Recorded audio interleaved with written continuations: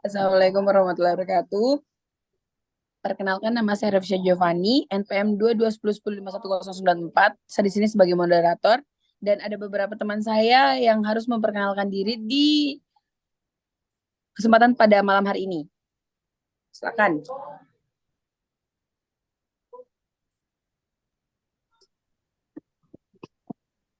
Saya Dwi Febrianti, NPM 2210105121.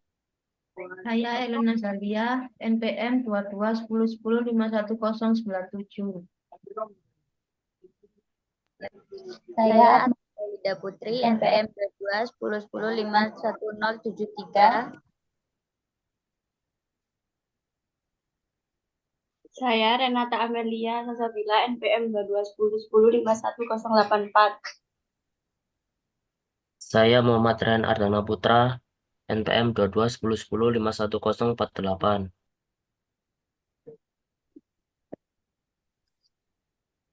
Baik, itu tadi nama kelompok dari kami. Berikutnya, kami akan menjelaskan tentang AMDAL terhadap dampak pembangunan berwawasan lingkungan.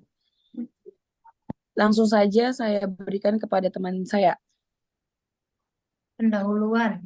Analisis mengenai dampak lingkungan atau AMDAL pertama kali dicetuskan berdasarkan atas ketentuan yang tercantum dalam pasal 16 Undang-Undang Nomor 4 Tahun 1982 tentang ketentuan-ketentuan pokok pengelolaan lingkungan hidup. Sebagai penjabaran pasal 16 tersebut, diundangkan suatu peraturan pemerintah atau PP nomor 29 tahun 1986 tentang analisis mengenai dampak lingkungan atau AMDAL pada tanggal 5 Juni 1986. Peraturan pemerintah nomor 29 tahun 1986 tersebut berlaku efektif pada tanggal 5 Juni 1987 yang mulai selang 1 tahun setelah ditetapkan. Hal tersebut diperlukan karena masih perlu waktu untuk menyusun kriteria dampak terhadap lingkungan sosial, mengingat definisi lingkungan yang menganut paham holistik, yaitu tidak saja mengenai lingkungan fisik atau kimia saja, namun meliputi pula lingkungan sosial. Selanjutnya, analisis mengenai dampak lingkungan atau AMDAL. Definisi AMDAL sendiri adalah kajian mengenai dampak besar dan penting suatu usaha dan atau kegiatan yang direncanakan pada lingkungan hidup yang diperlukan bagi proses pengambilan keputusan tentang penyelenggaraan usaha dan atau kegiatan. Dasar hukum AMDAL sendiri sebagai dasar hukum AMDAL adalah Peraturan Pemerintah Nomor 27 Tahun 1999 yang didukung oleh paket keputusan Menteri Lingkungan Hidup Nomor 17 Tahun 2001 tentang jenis rencana usaha dan atau kegiatan yang wajib dilengkapi dengan AMDAL. Tujuan dan sasaran AMDAL sendiri yaitu untuk menjamin suatu usaha atau kegiatan pembangunan dapat berjalan secara berkesinambungan tanpa merusak lingkungan hidup. Selanjutnya, mulainya studi AMDAL. AMDAL merupakan bagian dari studi kelayakan suatu rencana usaha dan atau kegiatan, sesuai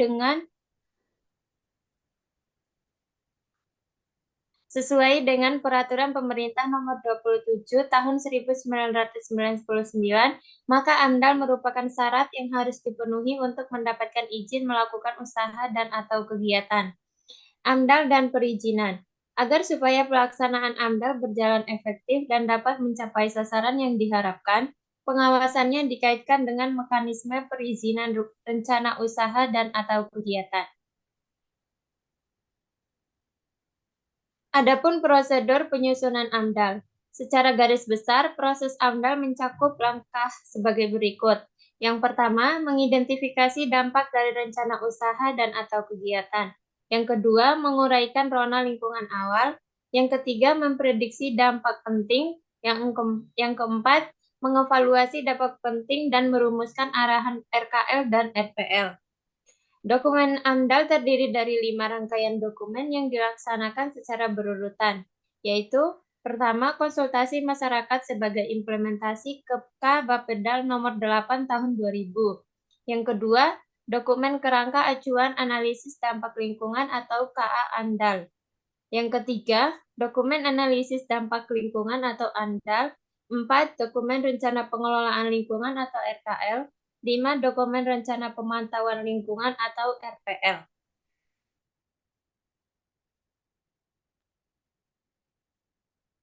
Pendekatan studi AMDAL. Dalam rangka untuk mencapai efisiensi dan efektivitas pelaksanaan AMDAL, penyusunan AMDAL bagi rencana usaha dan kegiatan dapat dilakukan melalui pendekatan studi AMDAL sebagai berikut. Yang pertama, pendekatan studi AMDAL kegiatan tunggal. Yang kedua, pendekatan studi AMDAL kegiatan terpadu. Yang ketiga, pendekatan studi AMDAL kegiatan dalam kawasan. Penyusunan AMDAL. Untuk penyusunan studi AMDAL, pemrakarsa dapat meminta jasa konsultan untuk menyusun anggota penyusun. Minimal koordinator pelaksana harus bersertifikat penyusun AMDAL, AMDAL B atau AMDAL B. Sedangkan anggota penyusun lainnya adalah para pemegang sertifikat dasar AMDAL dan para ahli bidangnya yang sesuai dengan bidang kegiatan yang dibuat dokumen AMDAL-nya. Peran serta masyarakat. Semua kegiatan dan usaha yang wajib AMDAL diwajibkan bagi pemerkasa untuk mengumumkan terlebih dahulu kepada masyarakat sebelum pemerkasa menyusun AMDAL, yaitu pelaksanaan KEPK Bapedal nomor 8 tahun 2000 tentang keterlibatan masyarakat dan keterbukaan informasi dalam proses AMDAL. Dalam jangka waktu 30 hari sejak diumumkan, masyarakat berhak memberikan saran, pendapat, tanggapan. Dalam proses pembuatan AMDAL, maka peran masyarakat tetap diperlukan untuk memberikan pertimbangan, saran, pendapat, dan tanggapan dalam pelaksanaan studi AMDAL. Pada proses penilaian AMDAL oleh Komisi Penilai AMDAL, maka saran, pendapat, dan tanggapan masyarakat akan menjadi dasar pertimbangan penetapan kelayakan lingkungan dari suatu rencana usaha atau kegiatan.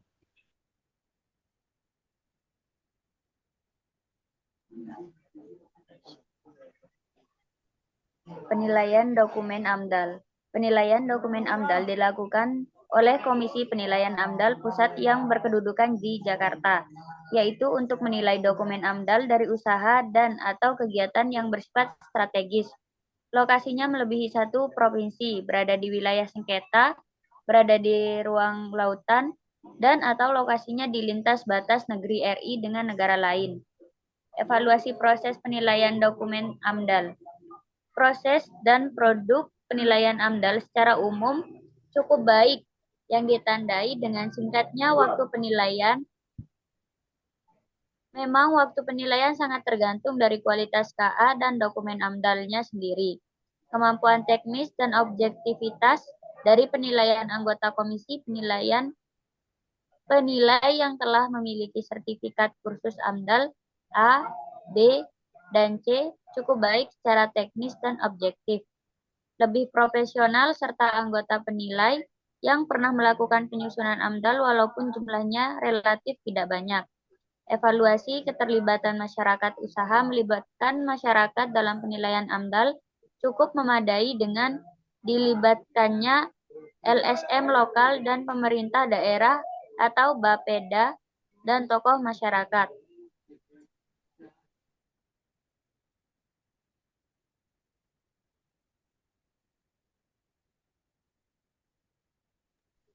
AMDAL dan pembangunan berkelanjutan.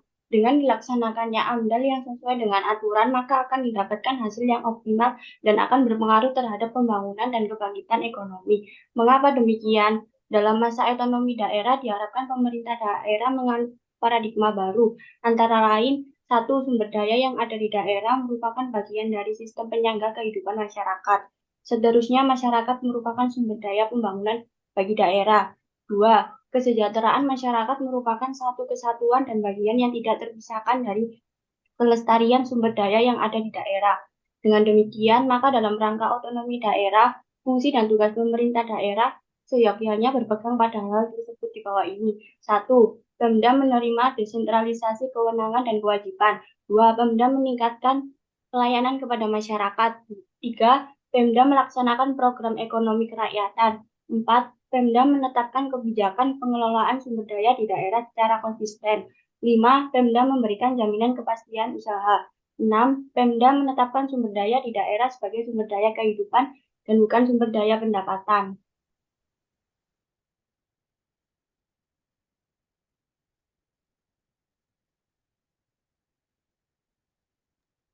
Keberhasilan implementasi AMDAL di daerah sebagai syarat keberhasilan implementasi AMDAL di daerah adalah 1.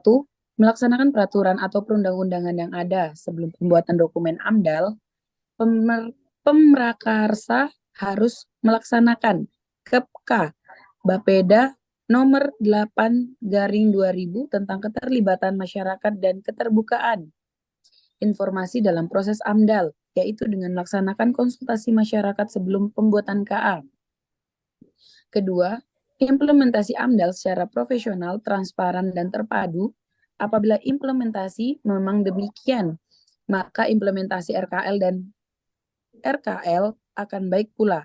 Implementasi AMDAL, RKL, dan RPL yang optimal akan meminimalkan dampak negatif dari kegiatan yang ada. Penutup, AMDAL merupakan bagian dari studi kelayakan untuk bidang lingkungan hidup yang merupakan alat untuk memperakirakan dan mengelola dampak yang terjadi.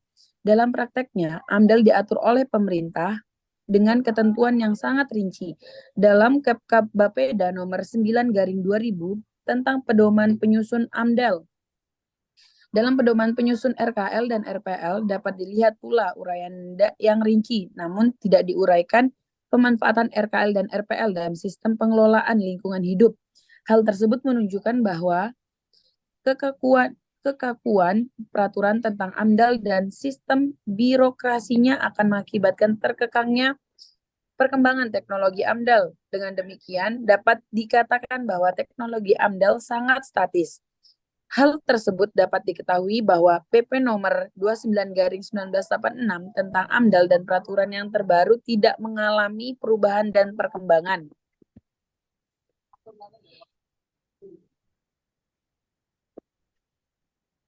Demikian presentasi dari kelompok kami. Kurang dan lebihnya mohon maaf. Terima kasih banyak. Assalamualaikum warahmatullahi wabarakatuh. Waalaikumsalam warahmatullahi wabarakatuh.